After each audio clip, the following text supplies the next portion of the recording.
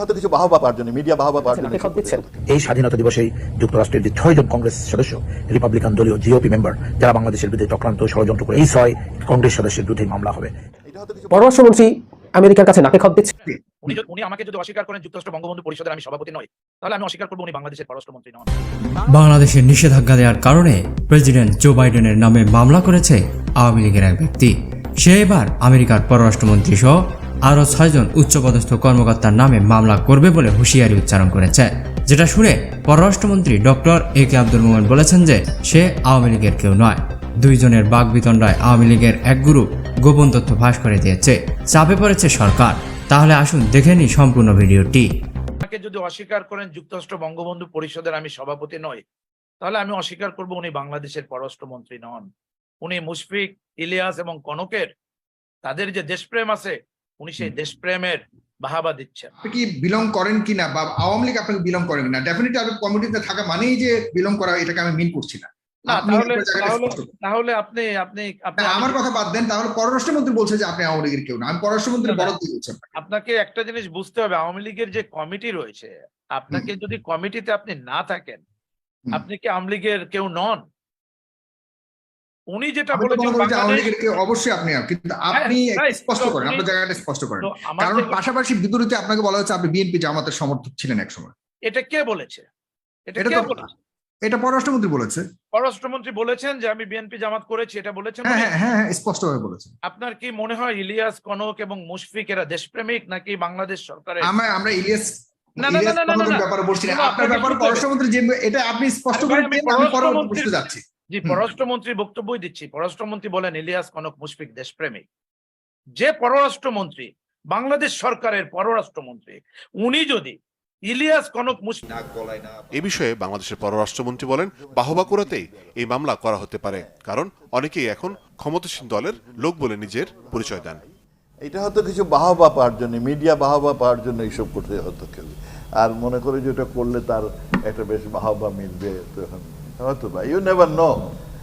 মূল উদ্দেশ্য কি উই ডোন্ট নো, আর আমি উই হ্যাভ নো নলেজ। যারা করছেন তারা তাদের সামাজিক পরিচয় হচ্ছে তারা আওয়ামী লীগের ওই প্রবাসী অংশের যে নেতা, মানে আওয়ামী লীগ সত্যি না নিজে নিজে আওয়ামী লীগ। ইদানিং আওয়ামী লীগ সরকারের টাকায় বহু লোক যারা আগে জামাত করত।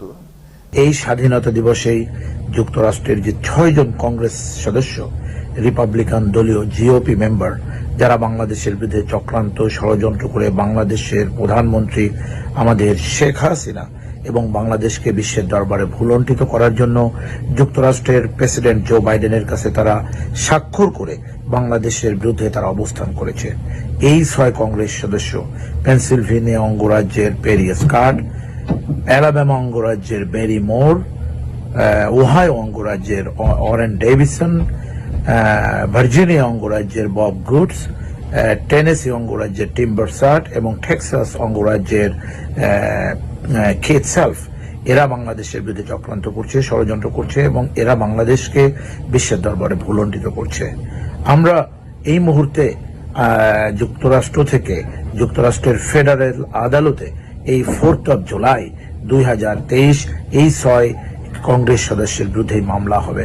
সুতরাং আমাদের মামলার প্রক্রিয়া সচল রয়েছে, আর 1 সপ্তাহ পরে এই মামলা আসছে। আপনারা সকলে আমাদের জন্য দোয়া করবেন, যে যেখানে আছেন আমাদের এটা প্রচার করবেন, প্রসারণা করবেন এবং যুক্তরাষ্ট্রের প্রেসিডেন্ট জো বাইডেনের বিরুদ্ধে যে মামলা প্রক্রিয়ামান রয়েছে সেটা অতি শীঘ্রই কোর্টের বারান্দাতে যাবে। ভালো থাকবেন, সুস্থ থাকবেন, সুন্দর থাকবেন। জয় বাংলা, জয় বঙ্গবন্ধু। মার্কিন প্রেসিডেন্ট জো বাইডেন এবং পররাষ্ট্রমন্ত্রী অ্যান্থনি ব্লিংকনের বিরুদ্ধে মামলা করেন প্রবাসী বাংলাদেশি ডাক্তার রাব্বি আলম। এতে নতুন ভিসা নীতিকে অগণতান্ত্রিক উল্লেখ করে তা প্রত্যাহারের দাবি জানানো হয়। পররাষ্ট্রমন্ত্রী আমেরিকার কাছে নাকে খত দিচ্ছেন। নাকে খত কথাটা খুব তথ্য এবং ইনফর্মাল হয়ে গেলেও শব্দটা আমি ব্যবহার করতে চাই এবং জেনে শুনে ব্যবহার করলাম, কারণ এই শব্দটাই সম্ভবত খুব স্পষ্টভাবে বোঝাতে পারে উনি এই মুহূর্তে যা করছেন। ইনফ্যাক্ট গতকাল ওনার একটা লেখা দেখে আমার কাছে তাই মনে হলো। ইনফ্যাক্ট গত বেশ কিছুদিন থেকে ওনার যে টোন আগে ছিল আমেরিকার প্রতি, সেটা অনেকটা পাল্টে গেছে। আমি আসবো কেন নাকে খত দেয়া বলছি, কিন্তু তার আগে একটা জিনিস একটু বলি যে বছর খানেক আগের কথা আমরা যদি চিন্তা করি বা 7-8 মাস আগেরও কথা যদি চিন্তা করি, পররাষ্ট্রমন্ত্রীর বক্তব্য কখনোই পররাষ্ট্রমন্ত্রী সুলভ ছিল না। মানে বাংলাদেশের যেই মন্ত্রণালয় ডিপ্লোম্যাসি করে তার হেড হিসেবে একটা মানুষের ভাষা এমন হবে, খুব অবাক লাগার কথা ছিল আমাদের, অবাক লেগেছে অনেকের কাছে। আমার প্রায় মনে পড়েছে চায়নার এক ধরনের ডিপ্লোম্যাসি ফলো করে, বিশেষ করে শি জিনপিং প্রেসিডেন্ট হওয়ার পর থেকে, এবং যত সময় গেছে সেটা আরও তত বেড়েছে। বেশ অ্যাগ্রেসিভ একটা পররাষ্ট্রনীতি, এটাকে ওলফ ওয়ারিয়ার ডিপ্লোম্যাসি বলে। চাইনিজ একটা ওলফ ওয়ারিয়ার একটা সিনেমা আছে, ওই সিনেমা থেকে এই নামটা হয়েছে। তারা অনেক অ্যাগ্রেসিভ বিহেভ করে, এবং চায়না যে এটাকে আরও বেশি পেট্রোনাইজ করতে চায় তার প্রমাণ হচ্ছে যে রিসেন্ট পররাষ্ট্রমন্ত্রী লাস্ট যিনি হলেন চিং গ্যাং, এই ভদ্রলোক তার যাবতীয় যত পোস্টিংয়ে ছিলেন, লাস্ট পোস্টিংয়ে উনি এর আগে ছিলেন আমেরিকার চায়নার রাষ্ট্রদূত, অত্যন্ত অ্যাগ্রেসিভ কথাবার্তা বলতেন। কিন্তু মজার কথাটা হচ্ছে তাদের কথার টোন অ্যাগ্রেসিভ ছিল, তাদের বেশ কিছু অ্যাগ্রেসিভ ভাষা ব্যবহার করতেন, কিন্তু তারাও আমেরিকার প্রতি, বিশেষ করে কারণ চায়নার সাথে এখন সংকট প্রধানত হচ্ছে আমেরিকার প্রতি চায়নাও তার এই ওলফ ওয়ারিয়ার ডিপ্লোম্যাসিতেও এই ধরনের ভাষা ব্যবহার করেননি যেটা পররাষ্ট্রমন্ত্রী করছেন। আমাদের মনে থাকার কথা সবই, তারপর দু একটা আমি একটু পড়ি, তারপর তার রিসেন্ট একেবারে সর্বসাম্প্রতিক দুটো বিষয় নিয়ে একটু কথা বলতে চাই। যেমন আমাদের মনে থাকার কথা, আমি তারিখ পড়ি, তারিখ হচ্ছে জানুয়ারি 8, 2000। সম্মানিত দর্শক মণ্ডলী, সম্পূর্ণ ভিডিওটি দেখলেন।